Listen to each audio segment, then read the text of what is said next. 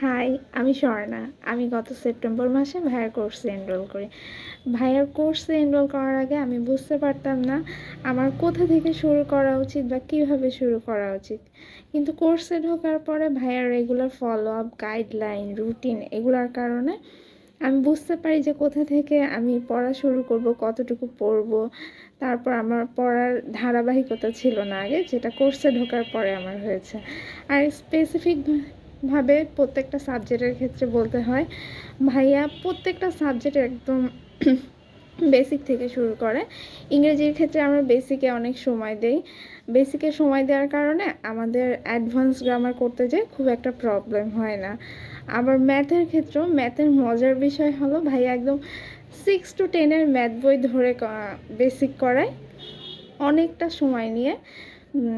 যেহেতু আমি বিজনেস ব্যাকগ্রাউন্ডের স্টুডেন্ট ছিলাম, আমি ম্যাথে রেগুলার ছিলাম না। রেগুলার ম্যাথ আমি করতাম না, আমার ম্যাথে প্রচুর প্রবলেম ছিল।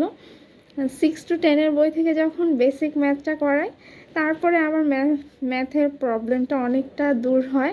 আর অ্যাডভান্স ম্যাথটাও আমি খুব তাড়াতাড়ি মানে খুব সহজে করতে পারি। আর ভোকাবের ক্ষেত্রে বলতে গেলে আমি আগে সবসময় ভোকাবুলারিটা মুখস্থ করতাম, কিন্তু আমার কখনো মনে থাকতো না। এখন হচ্ছে ভাইয়ার কাছে পড়ার পরে আমরা ভোকাবুলারিটা রেগুলার ব্যবহার করা শিখি।